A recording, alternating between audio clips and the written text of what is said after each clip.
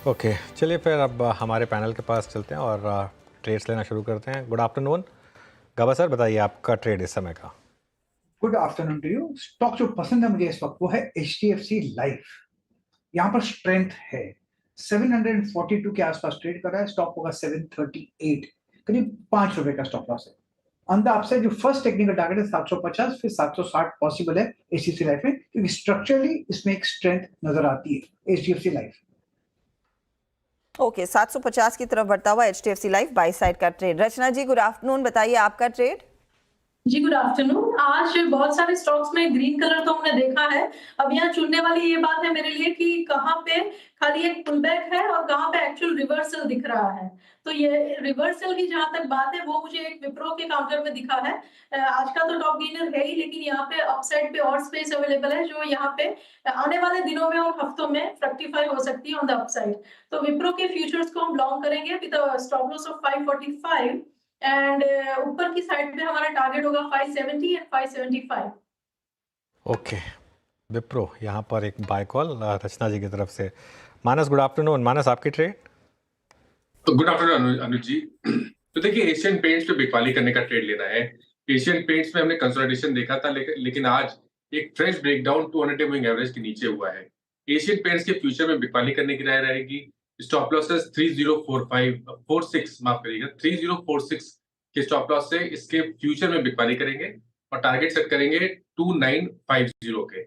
अगर चाहे तो 300 वाला पुट ऑप्शन ले सकते हैं। 52 रुपीज के आसपास ट्रेड हो रहा है।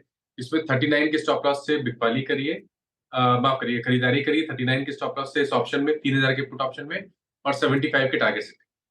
ओके, तो 3000 का पुट लेने की सलाह यहाँ पर। एशियन पेंट वीक है काउंटर, आप एक मंदी का ट्रेड कैरी कर सकते हैं।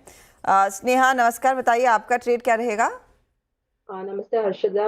अगर आप देखें बैंकिंग स्पेस में आज काफी अच्छी रिकवरी है, तो PSU बैंक में से SBI अकाउंट तो मुझे काफी अच्छा लग रहा है। काफी टाइम से कंसोलिडेट कर रहा था, जहाँ पे 810 के आसपास एक हर्डल था। लास्ट 2 दिनों में स्टॉक ने सरपास किया ये लेवल्स, और आज अगर आप देखें तो कॉल्स में भी काफी अच्छी फाइटिंग है। तो मेरा मानना है यहाँ से और तेजी कंटिन्यू हो सकता है।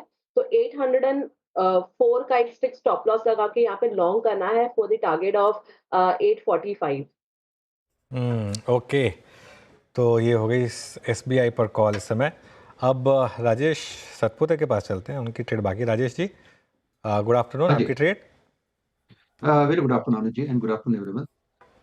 अनुज जी, मैंने जितने भी लिस्ट में रखे थे सब कवर हो चुके हैं। एक बचा है, दैट इज डॉक्टर रेड्डीज।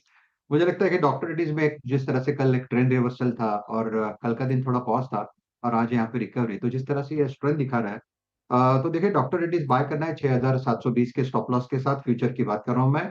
मेरे हिसाब से इस पे जो इमीडिएट टारगेट होगा वो करीबन 6800 का आता होता, जो सुबह में मैंने एक बार दिया था, तो ऑलमोस्ट वो हिट हुआ है। लेकिन जो नेक्स्ट टारगेट है मुझे लगता है 6900 6950 का टारगेट लेके डॉक्टर रेड्डीज, आई थिंक इस लेवल पे भी बाय बनता है, तो it's a buy in please. Okay, buy side का ट्रेड डॉक्टर रेड्डीज इस समय आपके लिए उभर कर आ रहा है। राजेश अग्रवाल को जोड़ लेते हैं। राजेश जी नमस्कार, बताइए क्या ट्रेड लेंगे। नमस्कार हर्षदा जी, अनुज जी, बाकी भी जो पैनल में मित्रगण हैं सबको नमस्कार। ट्रेड के लिहाज से बात की जाए तो हम देख रहे हैं कि मेटल्स में बड़ी भारी रिकवरी चल रही है, बैंकिंग में रिकवरी चल रही है। तो इस दो सेक्टर में एक स्टॉक अगर चुनना हो तो मैं समझता हूँ HDFC बैंक के साथ जाना चाहिए।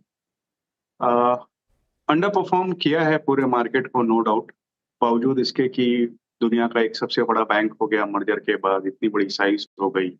इनकी जितनी भी सब्सिडरीज है, चाहे वो एर्गो हो, लाइफ हो, सिक्योरिटी, तो सब अच्छा खासा परफॉर्म कर रही हैं। अगले साल FY26 में हमारे अनुमान से 80,000 करोड़ रुपए का प्रॉफिट डिक्लेयर करेगी। एसेट क्वालिटी स्टेबल है।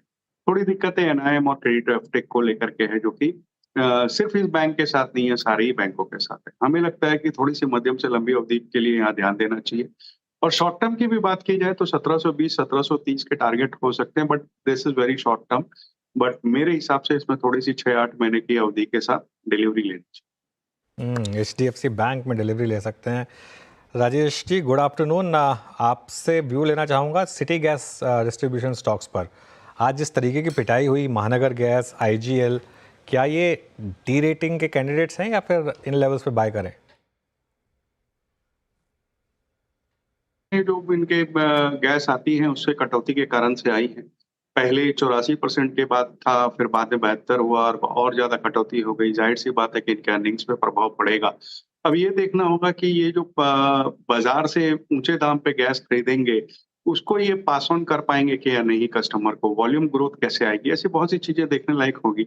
लेकिन कुछ बयानात मैनेजमेंट के ऐसे आए कि जैसे करीब कुछ कट आएगा मार्जिन पे दे, और हमारा खुद का ये अनुमान है करीब 20-22% का इनको दिक्कत आएगी बॉटम लाइन पे। लेकिन अगर आप मार्केट में गिरावट देखो कल की और आज की लेकर के, तो मुझे लगता है कि नेगेटिव्स डिस्काउंट हो चुके हैं। हो सकता है कि मौजूदा स्तर से 2-4% और गिर जाए, बट इस वक्त हमें लगता है कि महानगर गैस खास करके वहां पे एक खरीदारी का मौका बनता है। इस वक्त थोड़ा सा दिक्कत ये भी है कि महाराष्ट्र में इलेक्शन के कारण से कुछ प्राइस हाइक्स इस वक्त अलाउ नहीं हो, तो हो सकता है कि थोड़ा इलेक्शन तक इंतजार करना पड़े। लेकिन एक अच्छी बाइंग अपॉर्चुनिटी महानगर गैस में बन रही है। एक अच्छी अपॉर्चुनिटी एमजीएल में ज़रूर बन रही है, लेकिन हाँ, वो इलेक्शन का तो पेच फंस ही रहा है। जब तक वो नहीं पार होता स्पीड ब्रेकर, शायद ही कंपनी प्राइस हाइक ले पाएगी। और लेना भी तो होगा अनुज, एक रिपोर्ट आई थिंक जेफरीज की मेंशन करी थी 6 से 8 रुपए की रेंज में वो प्राइस हाइक लेना होगा। अब तक इन्होंने जब भी प्राइस हाइक्स लिए वो फ्रैक्शंस में ही हुआ है, 2-2.5 रुपए एट द मोस्ट। हर्षदा, मामला सारा वहीं पे है कि पास थ्रू तो हो जाएगा और पाइप नेचुरल गैस में कोई दिक्कत भी नहीं है, वो हमको भरना पड़ेगा।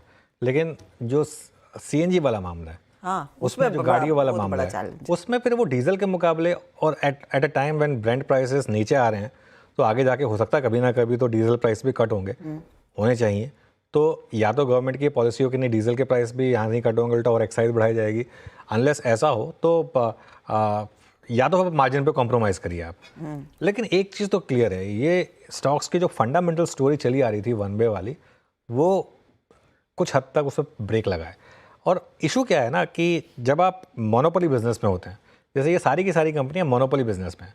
महानगर गैस मुंबई में मोनोपोली है, आईजीएल की दिल्ली में मोनोपोली है, गुजरात गैस की अपने गुजरात में मोनोपोली। तो ऐसे जब आप मोनोपोली बिजनेस में कोई जगह नहीं होती आपके पास इस तरीके की, अगर कोई भी रेगुलेटरी स्टेप आ जाए तो। लेकिन मेरा मानना ये है कि इवेंचुअली तो आपको खाना पकाना तो गैस तो लगानी है आपको, और सीएनजी भी इवेंचुअली जिसको यूज़ करनी है उसको करनी ही है। एट लोअर लेवल बाइंग आएगी। अब वो हो सकता है 400 पर आए आईजीएल में, हो सकता है 420 पर आए, 430 पर आए, पिन पॉइंट करना टफ होगा। लेकिन लोअर लेवल पे मुझे लग रहा है थोड़ी बाइंग आएगी। महानगर गैस में तो मुझे लग रहा है कि वैल्यूएशन काफ़ी कंफर्टेबल हो गए हैं। अब आई थिंक 1400-1500 के लेवल के आसपास मुझे लग रहा है महानगर गैस में भी। इससे ज़्यादा का नीचे का मुझे मंदी नहीं दिखाई देती वैसे फ्रैंकली। तो परहैप्स बर्स्ट इज ओवर की तस्वीर आगे जल्द ही बनती हुई दिखाई देगी। देखते हैं यहाँ पर कैसा आता है, और जब कंपनी अपनी अर्निंग्स के लिए रूबरू होगी तब तो और खुलासा होता हुआ दिखाई देगा।